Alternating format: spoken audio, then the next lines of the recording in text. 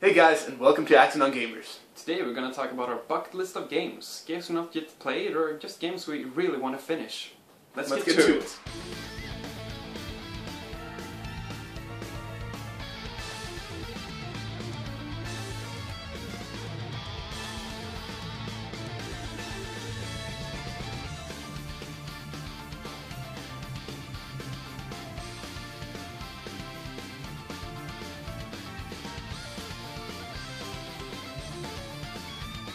You know the games you have in your shelves that you don't really get to? The games that aren't quite registered as backlog games? Well, those are the games we're going to talk about today. There are some games that I started playing but never finished. Why is that? Yeah, it's a mystery. But, regardless, we're going to have to play them sometime. And we figured we'd show you guys exactly what games we have. 5 games each. 5 games each, and we'll start by showing one of my games. We'll go on to Senkai games, and then we'll go back to my games again. So let's start with my first game here. It's Bayonetta.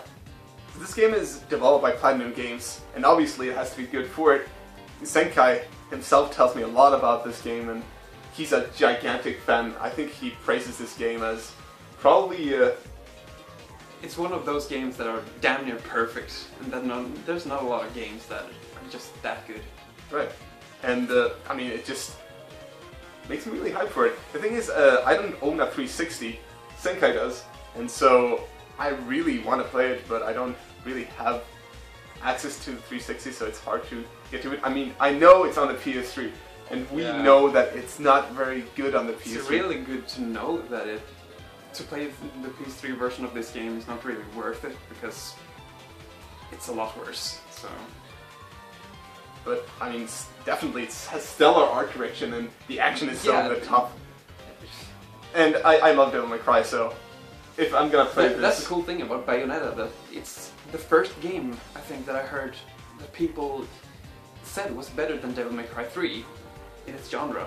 Like, Devil May Cry 3 was the peak of action games for 5 years, but really, more or less. But then this game came out, and people started to agree with each other that this game was better than Devil May Cry 3, and right, and I mean, think so too. I definitely understand it. I mean, it is like a spiritual successor to Devil May Cry, right? So, definitely gonna check this out sometime. Okay, so on to my first game. Final Fantasy IV. I played this game on so many systems now. I played it on Super Nintendo, PS1, PSP, and on the Nintendo DS. I started playing this game actually, but I never finished it. And the fun thing is, I didn't finish any version of the game. I don't know why, like... Final Fantasy VI is one of my favorite RPGs of all time. It's my favorite Final Fantasy of all time. And this game is... It's not too similar, but if you like Final Fantasy VI, you should definitely like Final Fantasy IV. Yeah. So, yeah, I just have to sit down and play this game for real. Like, every single time I started playing this game, some other game just got released or came up to me, so I stopped playing it, and I'll just get back to it. After finishing Bravely Default, I really think I'm gonna like this, because it's the same. Even though Final Fantasy IV was not made by the same creators, it's still, the reboot is made by the same people, and I really like Bravely Default, so...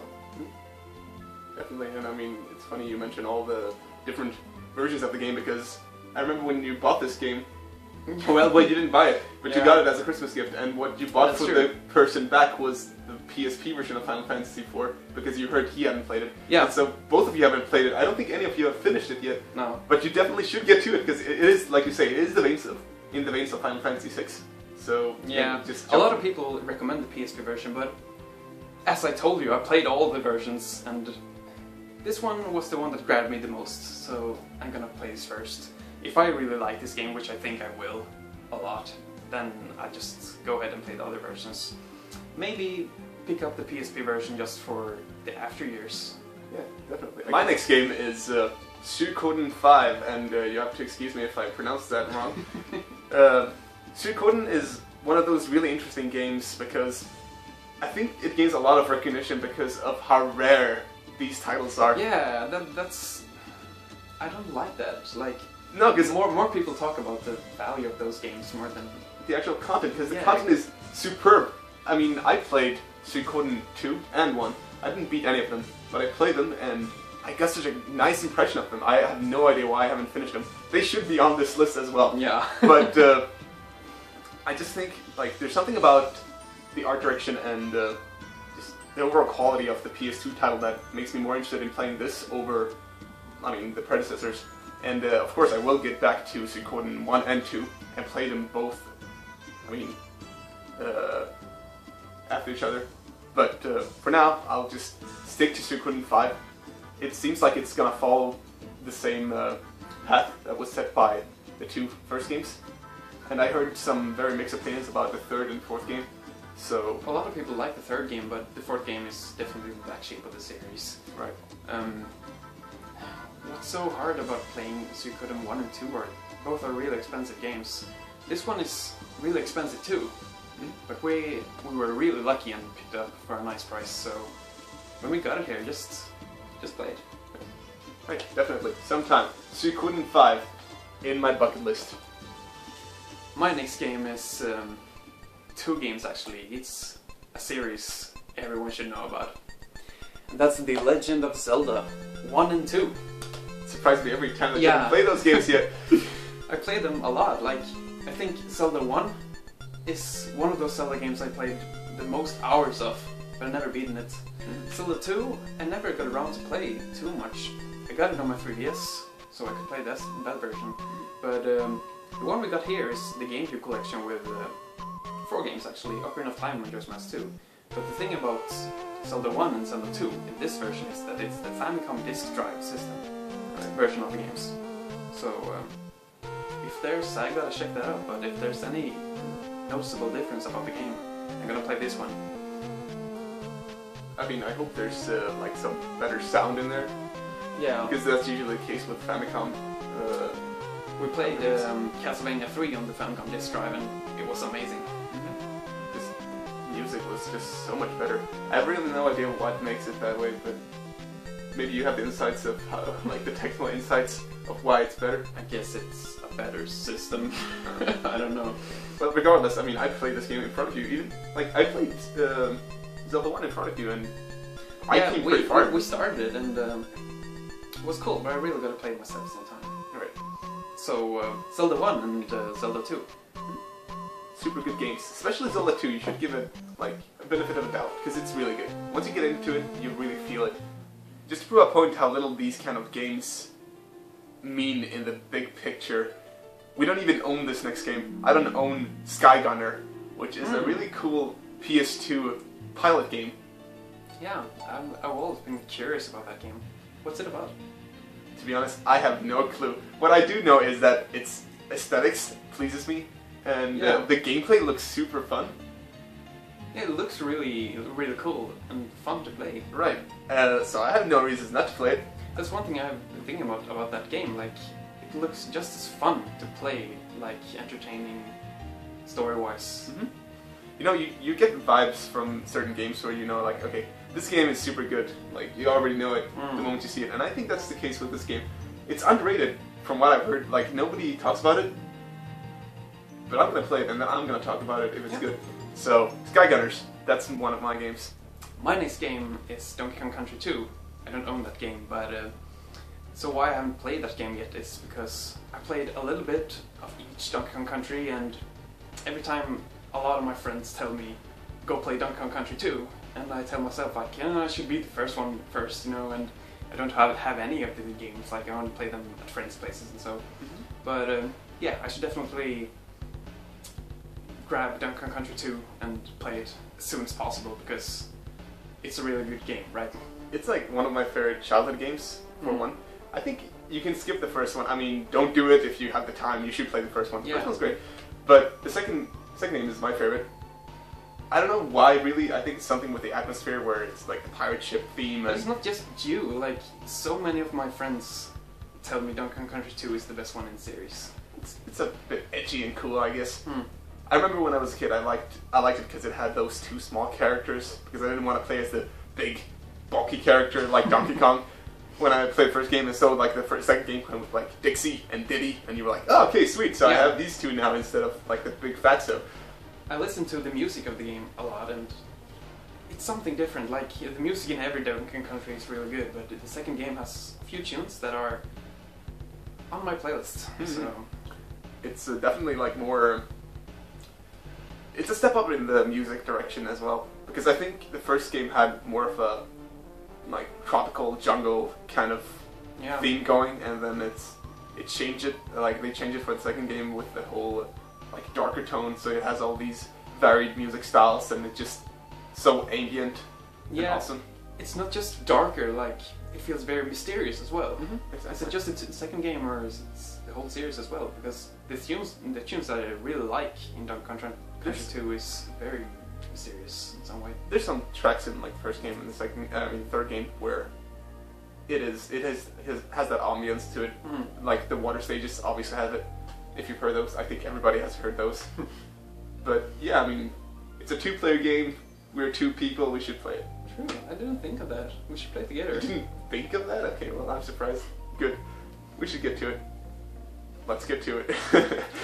Alright, so for my number 4 pick, I'm picking Valkyrie no Densetsu.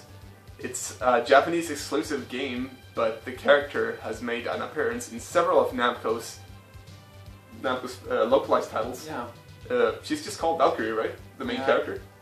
And the game's for PC Engine, by the way.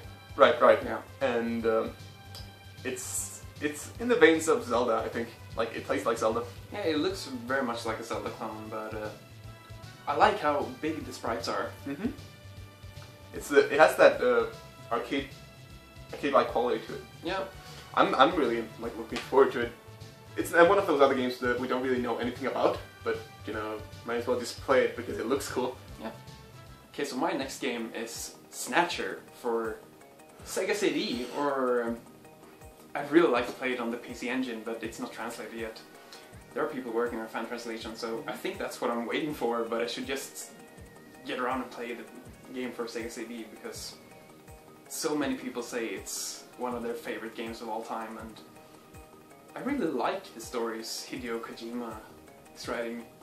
Yeah.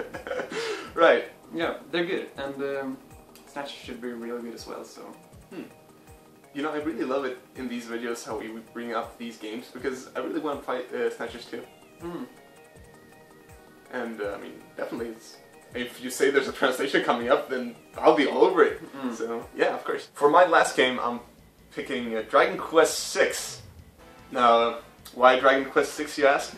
Well, because I played the 2 previous games in the Zenithian saga, which is Dragon Quest 4 and 5. And I mean, I absolutely love them, and I'm expecting the same kind of love from this game. I already had a sneak peek at it. I played it a bit. I played, I'd say, 4 hours, 5 hours maybe. I think got to a point where I got like, I was part of the quest where I had to retrieve something for a king somewhere, and I had to climb a temple, and it was like a giant competition between the main character and several other people. So you could like actually lose that competition if you like died in a battle, and you were, you know, thrown back to the town and had to go there again. Somebody would actually get there before you and get the, you know, the prize from the king before you. That's really cool. That's the little I know about this game. I played it not much, like only for an hour or 2. But the thing I got about this game is that there's a lot of choices, not choices, but a lot of different outcomes. Yeah. I've noticed it too. And one last thing to note about this game, it runs on the same engine as Dragon Quest 4 and 5, which is pretty obvious by the graphics and stuff. Yeah. But it seems like for each game they've published, like the quality rises a bit. Because I remember in the 4th game was some sort of frame rate issues or something, and then the 5th game made it better. But this game like takes it to new heights. It has better graphics too. So, I mean, I'd say pick up 4 and 5 and then proceed to this. You can pick this up too if you find it, because I feel like it has the same kind of energy and like good feel as the other games do. That's good to hear, because we talked about Dragon Quest V before, and I absolutely loved the game, so you should try that too. Dragon Quest VI. Right. And sometimes we'll play Dragon Quest 9 together as well. My last game is Lost Odyssey, not Last Odyssey. It's a game for the Xbox 360, as you see here. A lot of people love this game. It was on Happy Console Gamers' top 10 RPGs of all time, and I think it might be on my top 10 games of all time once I get around to finish this game, which I have not done, obviously, since it's on my bucket list. I started this game like 5 times. I pick new game and try to beat the first disc, but I can't even get around to beat the first disc, and it's so sad because this game does a lot of things that is really good. Like the battle system, the music, the story, everything, the character and the voice acting especially is really good. So yeah, I just have to sit a weekend or something and just beat this game because what I played so far, it's absolutely phenomenal. Yeah, my friend loves the game, so you have a recommendation there. Yeah. He did talk about the like really drawn out text sequences. Oh, those are really cool. Yeah, but apparently it's supposed to be really cool. Like text that being like displayed is amazing. Awesome. Like there are these segments in the game where you get to read for like 10 minutes or something, even more sometimes. And those short stories are really good, while not really connect to the story overall, as far as I know. I might be shocked later on because they are maybe important, we'll see. But those are really good. It's also pretty hilarious how you mentioned first Final Fantasy IV, and then you have Bravely Default, and then you have this game. You sort of create a bridge there because it's like a connection between those games somehow. And that's you true. love them all. So Lost Odyssey, guys. That's my last game on my bucket list.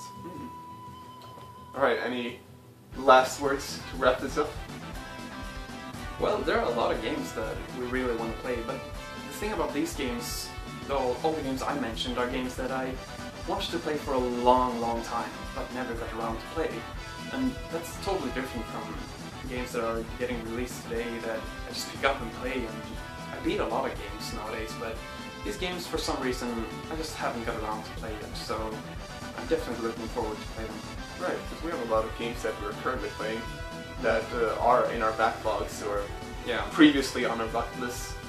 I mean, there's something about these games that, I don't know, but I have to beat them, so I'm going to try to finish these 5 this year and maybe do a similar video next year. We'll see about it. We'll try to meet you guys at the halfway point and we'll tell you about how many games we played and beat this year. I think we'll do it for the summer of 2013. No, 14.